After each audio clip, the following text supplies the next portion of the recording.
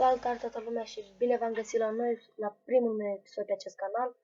Astăzi vă voi arăta, de fapt, ce este un tutorial și vă voi arăta cum să vă creați propriile voastre maiouri pe Roblox. În primul rând, trebuie să vă alegeți o imagine, să o dați pe desktop, că deja am luat-o pe asta, am să pe desktop. Pasul următor, intrați în Roblox, dați la Develop, dați T-shirt, așteptați să se încarce. Trebuie să vă apară ceva de să alegeți imagine, așa, apoi să puneți nume și apoi să încarcați. Uitați. Dați pe... La mine este rus, nu știu cum să explic. Dați pe aceea, dacă e română, să înțelegeți. Pe urmă, de unde ați salvat-o, căutați imaginea și o încărcați. Dați click dublu pe ea. Și ea se va încărca. Uitați așa. Aici puneți un nume. Eu îi voi pune Nike.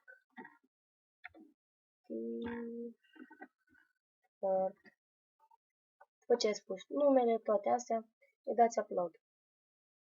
Ea s-a încărcat. Uitați aici. Pe urmă, dacă vreți să o folosiți, vă duceți la avatar. Cred că deja știți cum să o puneți, dar eu vă mai arăt. Eu am făcut mai multe maiouri, făcut și cu Rafael, și cu Cristiano Ronaldo, și cu Vidal, și cu mai multe. Și dați pe ea. Și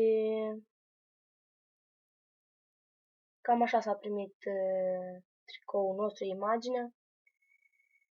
Dacă mai doriți episoade de genul, ceva tutoriale, nu uitați să apăsați butonul de subscribe, să apăsați pe clopoțel de fiecare dată când voi posta ceva să vă anunțe, să lăsați un like și un comentariu dacă v-a plăcut videoclip, dacă v-a plăcut acest prim tutorial și episod, dacă vreți să mai postăm.